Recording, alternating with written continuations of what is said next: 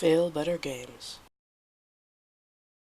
Sunless Skies is in early access. There are many features yet to be implemented, many places yet to be created, many words yet to be written. Enjoy your time in the higher wilderness, and please be patient while we expand its frontiers. This is Sunless Skies. It's created by Fail Better Games, who made Fallen London, a fascinating browser game with a controlled amount of actions mechanic, and Sunless Seas, an expansion of Fallen London into a fully fledged Steam game that I spent some time with myself. It wasn't exactly easy. It was frequently unintuitive to get into, but I stuck with it and really enjoyed its depth enough that I made my very first ever Steam guide to help other people to learn the beginnings of the game, which can be so difficult. In order to properly capture this, I have it on adequate quality because Charming and Sublime cause me to have some latency while I am attempting to record. I have seen nothing aside from this menu screen, so let's check out what the game has to offer for us in this early access. Of course, it would be foolish to expect an early access to be finished or bug-free, so this is probably going to be a little bit more like the Diablo pre-release demo that I did for this channel than a fully released game. Sunless Skies is in a preliminary stage of early access, as they say, with many functions yet to be implemented. Earning money is currently harder than it will be in the finished game. For now, defeat enemies, deliver reports to New Winchester, and complete stories. Just a moment. I need to turn that music down.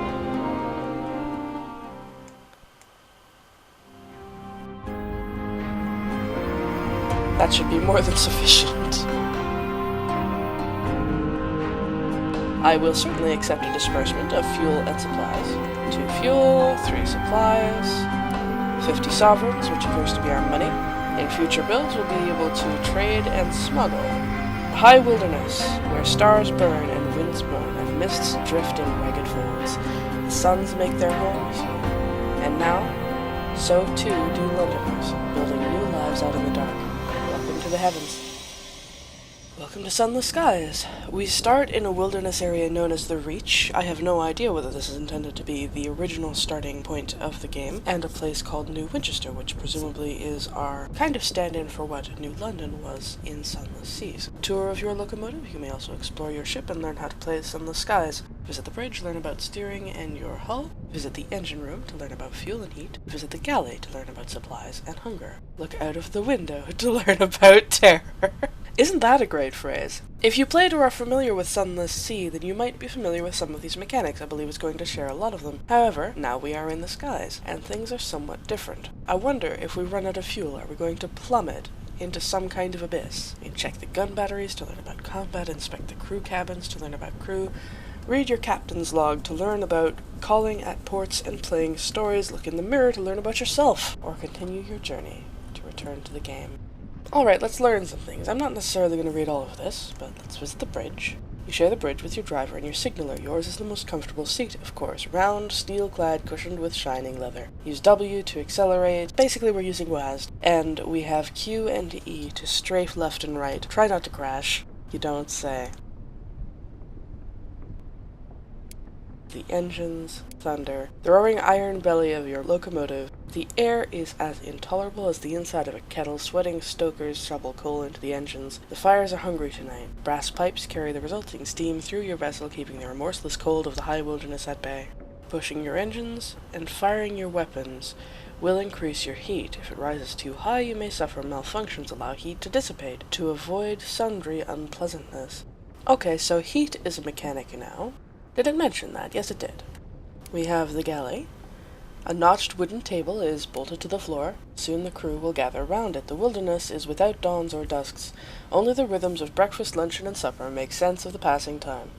Meals are a chance to share warmth and companionship. Presumably the crew also sleeps. The cupboards are stacked with tins of pemmican and purple packets of Murgatroyd's fungal crackers. Of course we haven't left behind Murgatroyd and his Fantastic. They're fantastic mushrooms? I have no idea what Elmergadroid really is. As you travel, you consume supplies. Yes, if you run out, you will gain hunger and eventually starve. Acquiring even a single crate of supplies will reset your hunger. That is something that was kind of missing in Sunless Seas. There was what may have been a glitch, or simply not implemented the way they intended, whereby if you started to starve, by having your hunger increase past the halfway point, even if you received some supplies, the game wouldn't really acknowledge this and use them and stop you starving until you had reached the end of the bar and it was time to kill and eat someone from your crew.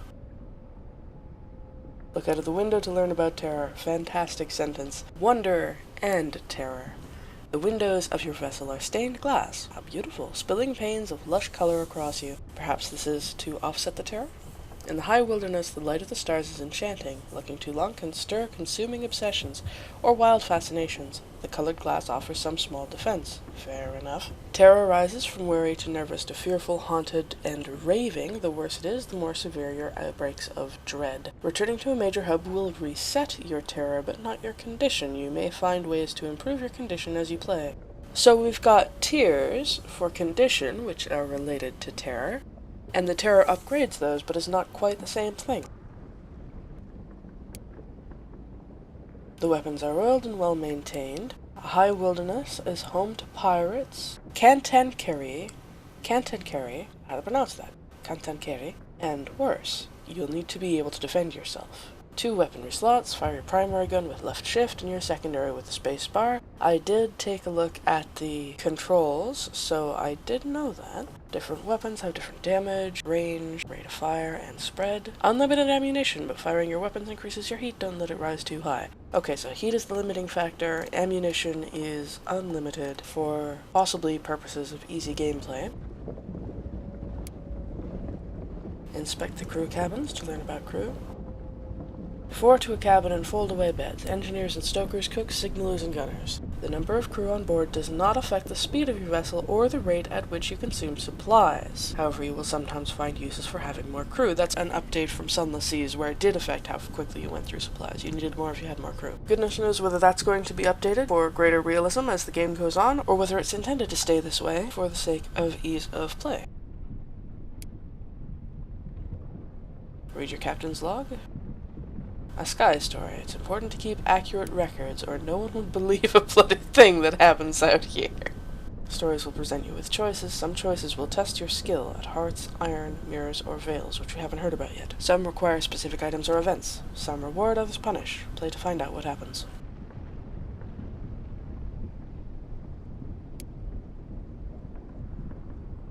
Goodness, how splendid! Was there ever a finer captain to fare the skies? It's time to find out. Select the character screen from the bottom bar to see your profile. Profile. Shadowed stranger.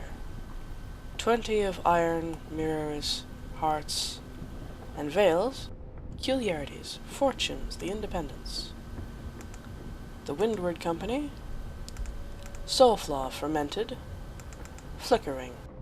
And I can find out more about those. The Tacites strive to be free of the Empire. Her Majesty longs to tighten the Empire's hold on the wilderness. Soul appears faintly bubbling in its bottle, and has a disagreeably pungent odor. Soul light is unpersistent, as seen in failing incandescent lights. Is this my soul? Is my soul fermented and flickering? In a bottle somewhere? Do I not keep it in my body? Anyway, the 4 basic stats are listed here, and I believe this is going to say exactly the same thing as it does here. Hearts is the scale of convincing and enduring, iron is the scale of confronting and overpowering, mirrors is the skill of investigating and deducing, veils is the skill of deceiving and evading, so you could consider them to be heart, which is somewhat divided, diplomacy and endurance both, so heart is really a good way of describing that. Iron is primarily for combat and toughness, although heart has something to do with toughness.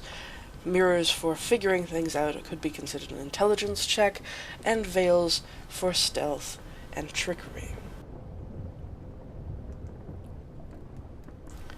Are we done here? It looks like we're done here. Return to the game. Put that menu away. The skies await. Okay, and in order to get out of this I actually have to dismiss it with the X there.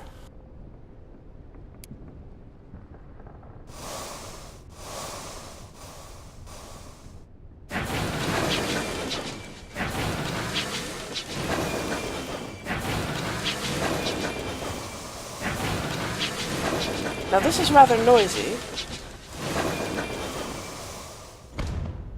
And my heat seems to be over here.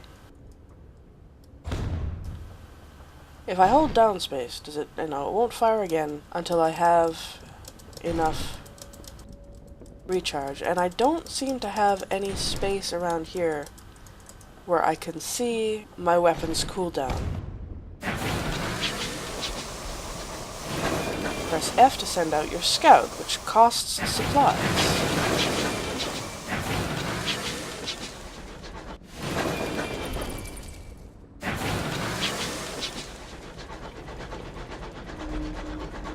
The bat returns and sulks in its roost. You bribe it with beetles until it admits spotting something of interest. One story that is available. And that's this, the introduction that we just went through. Let's check that chart. There's a cluster of stones over there. There's a question mark. Something of interest in that direction. Alright. We've got this adorable little moon signal on the back of our train. I want to turn down the sound a little bit, because that's a bit deafening to me. Whoops. Well, this is probably a good time to break the video then.